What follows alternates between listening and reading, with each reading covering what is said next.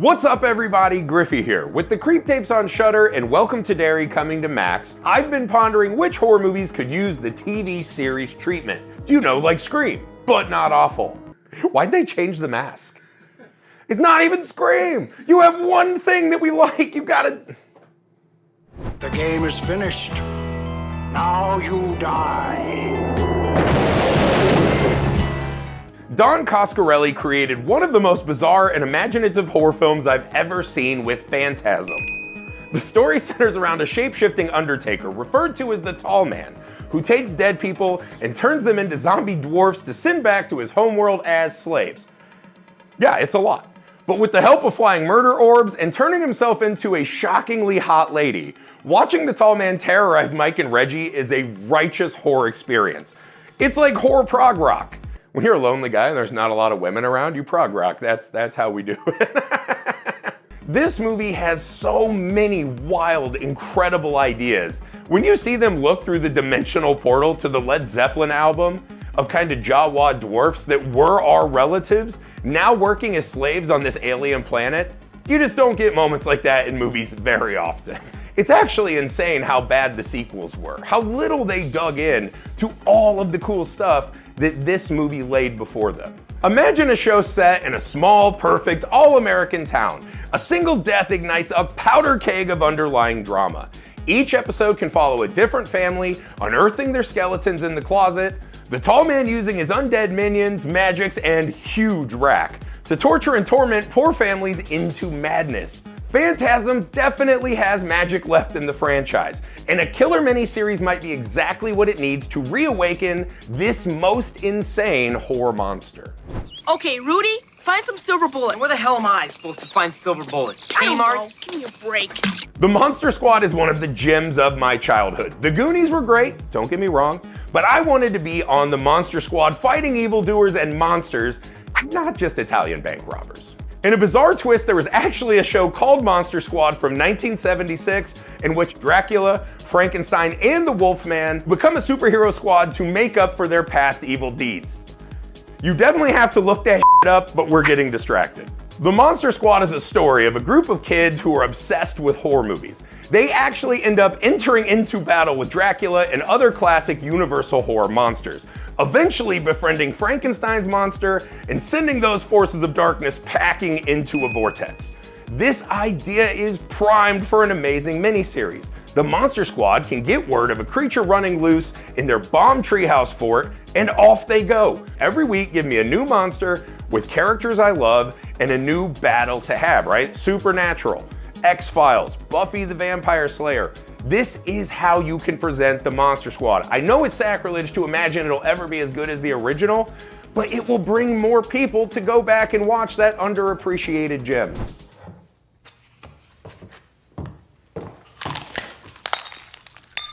This film still makes me pause every time I'm about to bite into an apple, which is why I only eat Taco Bell now. From Mike Flanagan, Oculus is the story about how a haunted mirror tears a family apart twice.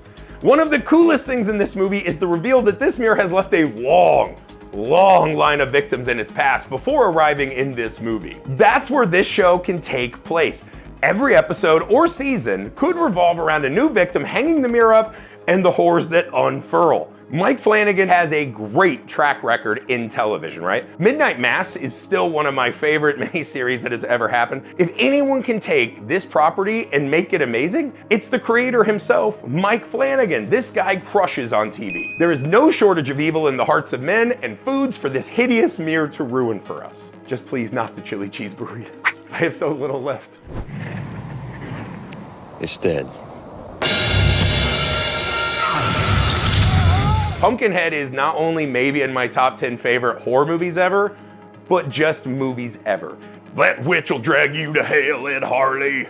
The creation of horror legend Stan Winston, Pumpkinhead is the story of a rural shopkeeper and his boy who is tragically killed by a greaser on a dirt bike. Naturally, that just happens. Left with nothing more than a burning rage, Ed Harley seeks out Haggis, a witch, who summons a demon to take revenge on all of these young people. The folk horror element adds a horrifying twist to this already hideous beast as it begins to take on the only face scarier than its own, that of Lance Henriksen. Sorry, Lance, drive by, dude. There is a Pumpkinhead franchise, but damn, those other entries are raggedy. Pumpkinhead needs some new blood to resurrect this amazing beast. Imagine an anthology show where each episode is a new tale of a person wronged summoning this demon of vengeance.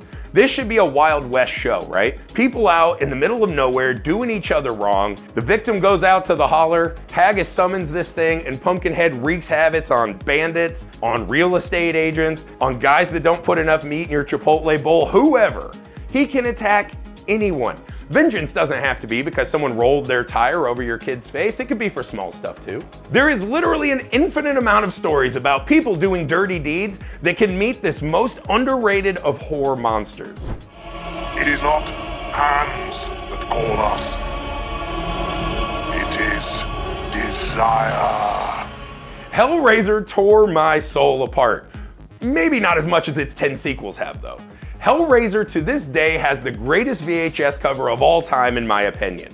That visual, man, when you're walking through Blockbuster as a kid and you just saw a guy with nails in his face, from the moment I saw it as a young Griffey, I had to watch it. And I did, way too young might I add, which probably explains a lot. Hellraiser is the story of horny old Uncle Frank's pursuit of the flesh, leading him to a mystical puzzle box. Once opened, all hell literally breaks loose. What makes this world perfect for the television format is the unlimited possibilities that human depravity provides.